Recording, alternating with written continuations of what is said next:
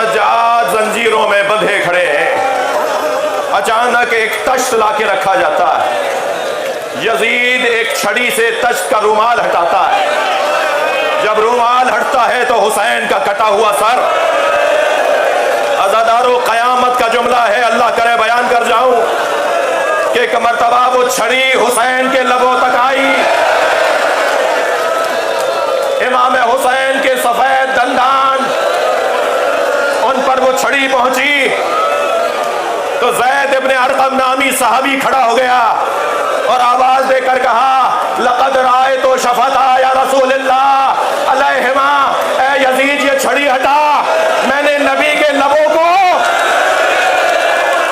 इसलिए कि बेटे को पढ़ाना पड़ता है, बेटी तहजीब पढ़कर आती है, बेटी जज्बात पढ़कर आती है, बेटी मोहब्बतों को पढ़कर आती है। अगर मेरी और आपकी बेटी की इतनी अहमियत है,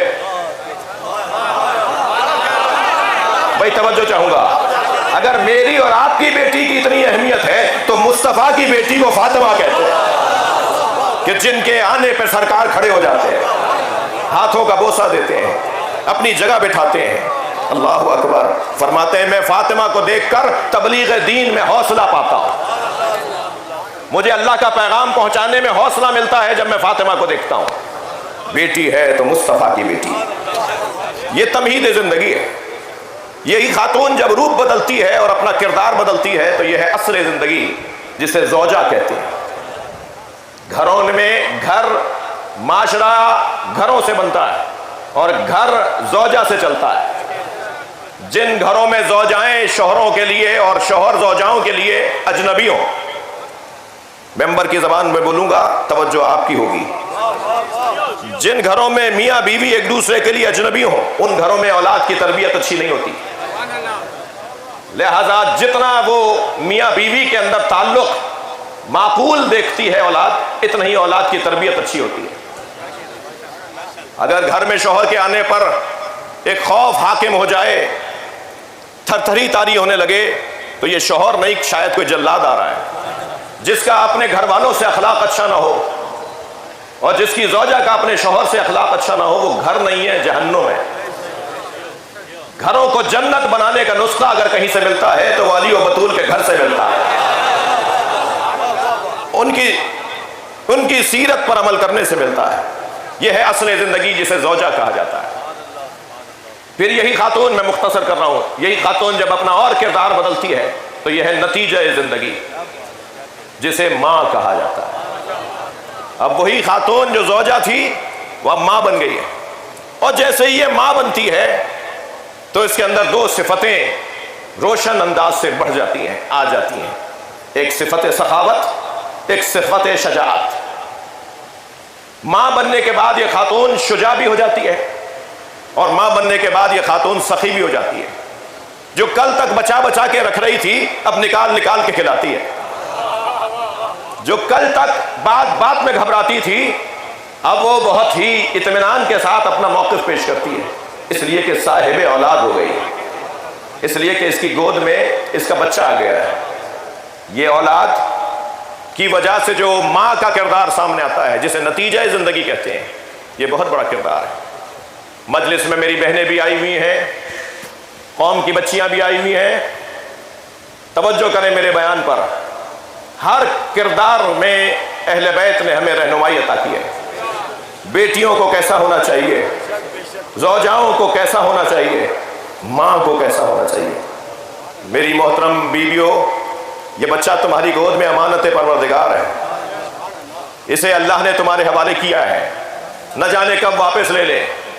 अमानत में खयानत अहले बैत वालों का काम नहीं है। अमानतदारी और अल्लाह की अमानत को जैसा था वैसा रखना। तवज्जो, अमानत का क्या मतलब है? अमानत का मतलब यह है कि अमानत जैसी दी जाए वैसे ही लौटाया जाए। अगर आपके पास कोई रकम अमानत रखवाए तो जो नोट थे वही रहने चाहिए। जो आपके पास मसलन जेवरात रखवाए वही होने चाहिए, उसके बदले में उस जैसे नहीं, जैसा था वैसा रखा जाए। औलाद माँ बाप की गोद में अमानत है, तो जैसा अल्लाह ने दिया था वैसे ही रखना है। अल्लाह ने कैसा दिया था ये छोटा सा बच्चा अगर कुछ कर दे तो कहते हैं छोड़ो मासूम है। ये अगर किसी का शीशा तोड़ दे तो इससे दरगुजर करते हैं मासूम है।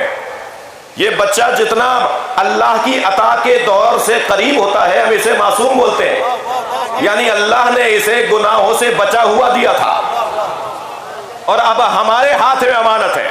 ये गुनाह का आदी नहीं था, ये गुनाह से आशना नहीं था, इसे अल्लाह ने गुनाहों से बचा हुआ दिया था। अब इसे वैसा ही रखना है जैसा दिया था। अब किसने कितना इसमें मेहनत और काम दिखाया, काम किया, वो एक अलग बहस है। मगर अजीजों जरा गौर करें, किसाए यमनी के नीचे हसनैन जब आ रहे हैं तो ये सैयदा और अली मौला का कमाल है कि अल्लाह ने जैसा दिया था ऐसा रखा।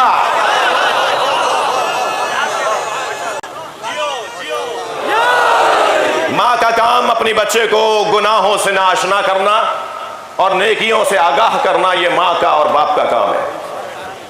फिर ये नतीजे जिंदगी तक पहुंच जाए तो समझते हैं कि कमाल हो गया। मगर अजीजों, अल्लाह की मसलहत ये थी कि सैयदा तीनों अनुमानों में कमाल पर थी हैं। तमहीद जिंदगी, असले जिंदगी, नतीजा जिंदगी।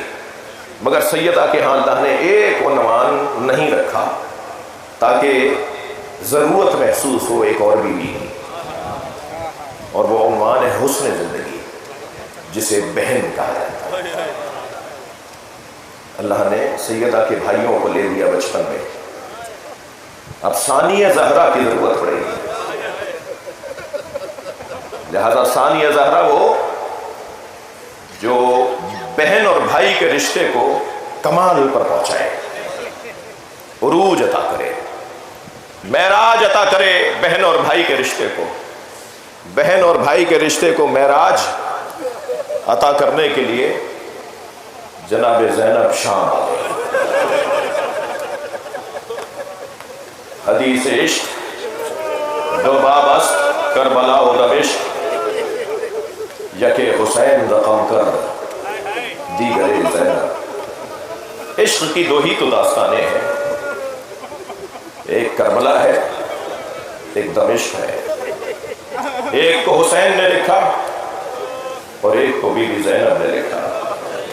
मगर रोने वालों, इमाम हुसैन की हदीस इश्क 2 मुहर्रम को शुरू हुई और 10 मुहर्रम असर के वक्त जब मेरे मौला के गले पे खून खंजर चल रहा और हर ज़रूरत पर हुसैन मौला अल्लाह का जिक्र कर रहे थे। बिस्मिल्लाह व बिल्लाह व फी सबीलिल्लाह व अला मिल्लति रसूलिल्लाह तुब अलैका इन्नका अंतत तव्वाबुर रहीम इन्ना लिल्लाहि व इन्ना इलैहि राजिऊन। ये वो अल्फाज हैं जो इमाम हुसैन के गले पर जब खंजर चल रहा था तो यजीदी लश्कर के सिपाहियों ने सुने। हुसैन का इत्मीनान, हुसैन का इत्मीनान यौमुल्लाह है। मगर जब खंजर चल रहा था तो टीले पे खड़ी एक बहन देख रही थी और वो बार बार सर पर हाथ रखकर ऐलान करती थी, कोई है जो मेरे माजाए को बचाए। मगर इतने बड़े मजमे में कोई न था जो ये कहता कि मैंने नबी को देखा कि हुसैन को अपने दोष पर लाए। हाँ, पेसरे साद ने अगर कहा भी तो ये कहा जुलजना को कोई तीर ना मारे। मैंने बचपन में नबी को इसमें बैठे देखा है, इसे पकड़ कर लाओ, मैं तबर्रुक के तौर पर अपने पास रखूंगा। ये तो याद रहा कि नबी घोड़े पर बैठते थे, मगर ये याद नहीं रहा कि नबी के दोष पर हुसैन बैठता था। अजरुकम अल्लाह, अजरुकम अल्लाह। जो जहां बैठा है, जिसके मजहब में रोना जायज है, जो रोने आया है अपनी आवाज को आजाद करेगा। चेहरों की मजलिस है, मैं साल भर आपकी नौकरी में रहता हूं, मगर सबसे ज्यादा गिरिया चेहरों के दिन होता है। मजलिसें हम बहुत पढ़ते हैं, मगर मेरे एहसास ये है कि सबसे ज्यादा गिरिया चेहरों की मजलिस में होता है। और शायद उसका सबब ये है, ये वो मजलिस है जिसमें ज़ैनब खुल के रोई है। मजलिस है जिसमें रबाब फूट फूट के रोई है। जनाबे लैला चेहरों के दिन खुल कर रोई है। अजरुकुम अल्लाह। एक और रोने वाला है इमाम ज़ैनुल आबिदीन। मगर अज़ादारों जरा जुमला संभल के लीजिएगा। एक रोने वाली तो जिंदाने शाम में मर गई, अब रोने की आवाज उस बच्ची की नहीं आती।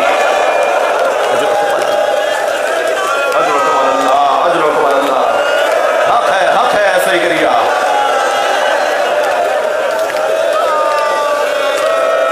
मेरी बीबी ज़ैनब असरे आशूर से चेहलुम तक मुसलसल इम्तहान देती रही। असरे आशूर का वो इम्तहान क्या कम था कि जब गले पे खंजर चल रहा था और बहन भाई को ज़िबह होते देख रही थी। असरे आशूर का वो इम्तहान क्या कम था जब घोड़े दौड़ाए जा रहे थे। अजरुकुम अल्लाह, अजरुकुम अल्लाह। असरे आशूर का इम्तहान वो क्या कम था जब खैमे जले, सकीना के बालियां छेंची गई, जनाबे फातिमा कोबरा के सर से चादर उतरती देखी। जब आगे बढ़कर फूफी से लिपट के रोई का फूफी अम्मा मेरे सर से चादर उतार ली, तो फरमाया मेरी बच्ची तुम्हारी फूफी के सर पे भी चादर नहीं है। वो कितने सख्त इम्तहान। और फिर शाम गरीबा का इम्तहान, फिर 11 मुहर्रम को मक्तल से गुजरने का इम्तहान, फिर कूफे के बाजार से गुजरने का इम्तहान। एक छत से सदक़े की खजूरें भेजी गई, एक घर से सदक़े की खजूरें भेजी गई। एक बच्चे ने जो भूखा था अपना हाथ खजूर के दाने की तरफ बढ़ाया तो दूर से जनाबे ज़ैनब की आवाज आई, सदका तो अलैना हराम, सदका हम पे हराम है। उस बच्चे ने हाथ रोक लिया। जिस खातून ने सदका भेजा था वो घर से निकली, जनाबे ज़ैनब के करीब आकर कहती है बीबी सदका तो अहले बैत पे हराम है। ऐसे में अगर कोई जानने वाला मिल जाए तो दिल करता है लिपट के रोए। जनाबे ज़ैनब ने फरमाया तू अहले बैत को जानती है? कहने लगी अहले बैत के फर्द फरीद को हुसैन कहते हैं। मेरी बीवी ने फरमाया हुसैन की बहन को जानती है? 2 कदम आगे आके कहती है अगर बाजार ना होता तो मैं बता दी हुसैन की बहन कौन है। बीवी की आवाज आई है उम्मे हबीबा पहचान।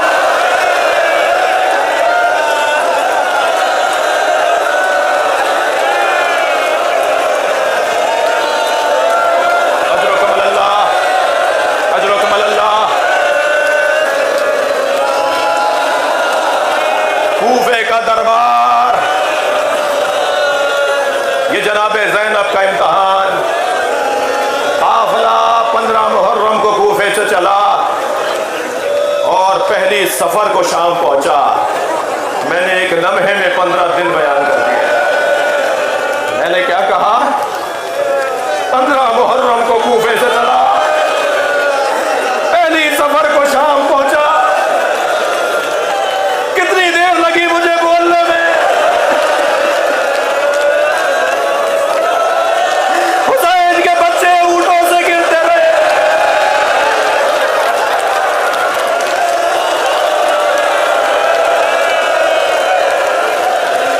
ऊंट बच्चों पे पैर लगते रहे। कभी सकीना गिरी,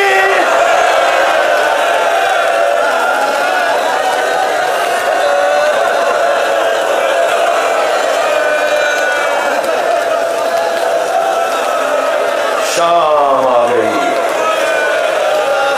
शाम का बाजार आ गया। लोगों का इज़्दिहाम। गैरतमंदों, ये मजमा गैरतमंदों का मजमा है। आपने अपनी औरतों को पर्दे में बिठाया हुआ है।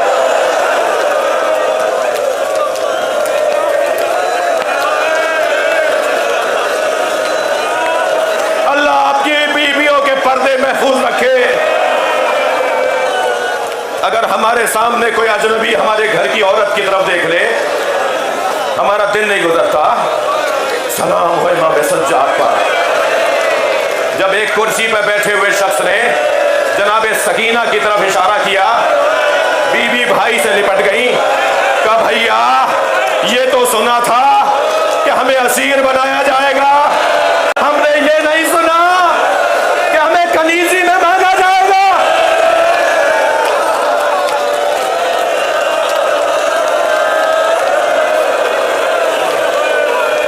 अजरुकम अल्लाह।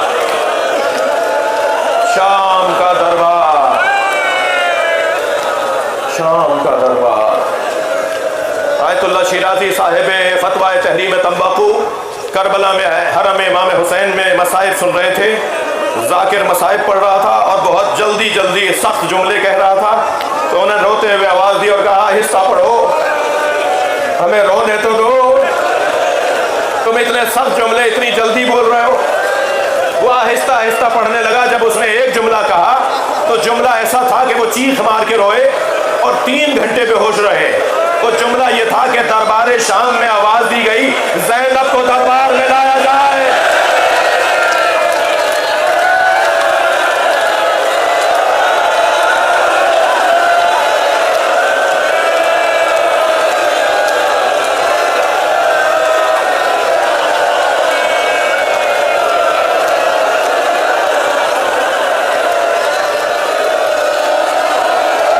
ये आपका सदाए गिरिया इमाम सज्जाद को बड़ा अजीज है। मैं आपसे कहूंगा जुलूस निकले तो किसी को धक्का ना लग जाए, किसी को कोहनी ना लग जाए। क्या मालूम इमाम सज्जाद आए हुए हैं। खवातीन से भी कहूंगा जरा होशियार। एक दुखिया माँ अपने साथ 4 साला पोती को लाती है। वो बच्ची पूछती है दादी काश ये करबला में होते। अजरुकम अल्लाह, अजरुकम अल्लाह। बीबियों को हल्के में, बीबियों के हल्के में जनाबे ज़ैनब खड़ी है। इमाम सज्जाद जंजीरों में बंधे खड़े हैं। अचानक एक तश्त लाके रखा जाता है। यजीद एक छड़ी से तश्त का रुमाल हटाता है। जब रुमाल हटता है तो हुसैन का कटा हुआ सर। अज़ादारो क़यामत का जुमला है, अल्लाह करे बयान कर जाऊं कि एक मर्तबा वो छड़ी हुसैन के लबों तक आई। इमाम हुसैन के सफेद दंदान उन पर वो छड़ी पहुंची तो ज़ैद इब्न अरक़म नामी सहाबी खड़ा हो गया और आवाज देकर कहा लक़द राअयतु शफ़ता या रसूलल्लाह अलैहिमा। ए यजीद ये छड़ी हटा, मैंने नबी के लबों को इन लबों से जुड़ते देखा।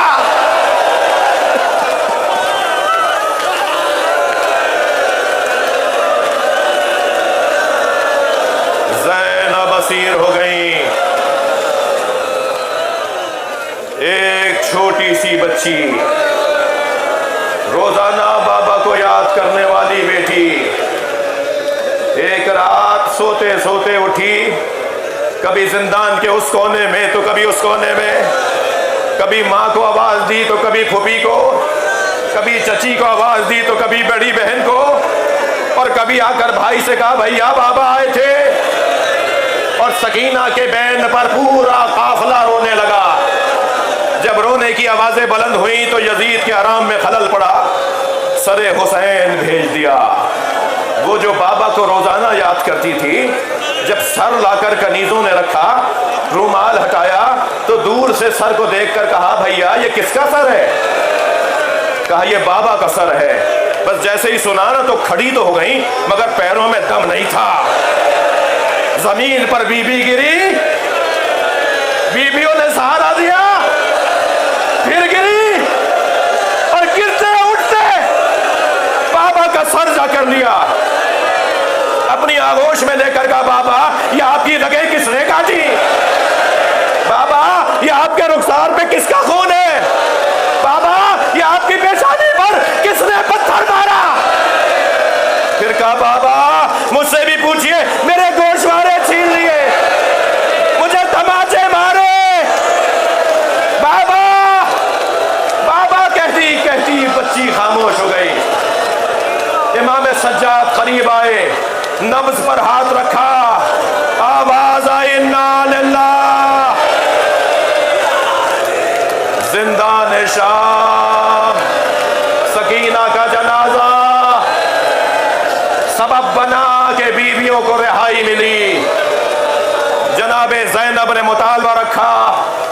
तबर्रुकात वापस किए जाएं। हमारे साथ एक ऐसा रस्तों से आशना फर्ज किया जाए जो हमें करबला से मदीना पहुंचाए, और हमें एक घर दिया जाए जहां मैं अपने भाई का मातम करूं। यजीद ने कहा, ज़ैनुल आबिदीन तबर्रुकात लूट कर कोई कहीं ले गया, कोई कहीं ले गया, उन तबर्रुकात की रकम बताओ तो मैं देने को तैयार हूं। इमाम बैठे हुए थे, खड़े हो गए, फरमाया तेरे पास वो दौलत कहाँ है जो उस चादर की कीमत अदा करे जो मेरी फूफी ज़ैनब के सर से उतारी गई। अजरुकुम अल्लाह, अजरुकुम अल्लाह। मैं आखिरी मंजिल बयान पर हूँ, अल्लाह आपको किसी गम में न रुलाए। कहा हम आपके साथ बशीर इब्ने जज़लम को करेंगे जो आपको मदीना पहुंचाएगा, एक घर भी आपको देते हैं। जनाब ज़ैनब ने 10 दिन तक शाम में मातम किया, शाम के देहात की औरतों को हुसैन से आशना किया, और जब ये मातम जारी था तो एक दिन ऐलान हुआ कि तबर्रुकात कुछ वापस आए। एक गठरी लाके रखी गई, जनाब ज़ैनब ने उसे खोला तो चादरें नजर आई। एक चादर को देखकर आवाज दी, भाभी लैला, अजरुकुम अल्लाह, अजरुकुम अल्लाह, आपकी चादर वापस आ गई। एक और चादर उठाई तो आवाज दी, भाभी उम्मे फरवा, आपकी चादर भी वापस आ गई। अज़ादारों सुनेंगे, एक छोटी सी चादर जनाब ज़ैनब ने उठाई, कब्र सकीना पर फैला दी। सकीना, तुम्हारी चादर भी आ गई। महमिले तैयार, आखिरी जुमले, महमिले तैयार। जनाब ज़ैनब ने देखा रंगीन कपड़े लगे हुए हैं हमारियों पर, फरमाया ज़ैनुल आबिदीन इजअलूहा सौदा हत्ता यालम अन्नास नहनु फी अज़ाए औलाद ज़हरा। ए ज़ैनुल आबिदीन, इन्हें काले कपड़ों में तब्दील करवाओ ताकि जहां जहां से हमारी सवारियां गुजरे लोग समझ जाएं हुसैन के अज़ादार जा रहे हैं। काले आलम और काले कपड़ों का फलसफा जनाब ज़ैनब ने दिया। महमिले तैयार। इमाम सज्जाद ने फरमाया, फूफी अम्मा सारी बीबियां बैठ गई, फरमाया भाभी रबाब नजर नहीं आ रही। फरमाया मुझे मालूम है मेरी माँ रबाब कहाँ है। अब आगे आगे इमाम सज्जाद, आखिरी जुमले, पीछे पीछे सारी बीबियां। इमाम सज्जाद ने जिंदान शाम में कदम रखा तो क्या देखा, जैसे कोई माँ अपने बच्चे को गले से लगाए हो, ऐसे जनाब रबाब ने कब्र सकीना को सीने से लगाया और एक जुमला कह रही है, सकीना उठो, काफिला तैयार हो गया, हम मदीने वापस जा रहे हैं। बीबी ने फरमाया, जनाब ज़ैनब ने फरमाया, भाभी चलिए काफिला तैयार है। फरमाया, ज़ैनब मेरा मदीने में कौन है, मेरा वाली करबला रह गया, मेरी बच्ची अकेली है। इमाम सज्जाद ने फरमाया, अम्मा आइए महमिल में बैठिए। इमाम सज्जाद के हुक्म में महमिल में आके बैठी। काफिला चलने लगा। शाम के देहात की औरतों ने आवाज दी, अलविदा या ज़ैनब, अलविदा या ज़ैनब। जनाब ज़ैनब ने महमिल का कुछ पर्दा हटाया और आवाज देकर कहा, शाम की औरतों मुझ पर एक एहसान करोगी। सारी बीबियों ने कहा, बीबी हुक्म करेंगी। फरमाया, हमारी सकीना को अकेला ना छोड़, अल्लाह आपको शाम ले जाए। अब जब शाम जाए ना तो जाली से कब्र को जरूर देखिएगा। आज भी शाम के देहात की औरतें खिलौने लाके डालती हैं, गुड़ियाएं लाके डालती हैं और एक नौहा पड़ती है, तुम्हारी फूफी से वादा किया था। या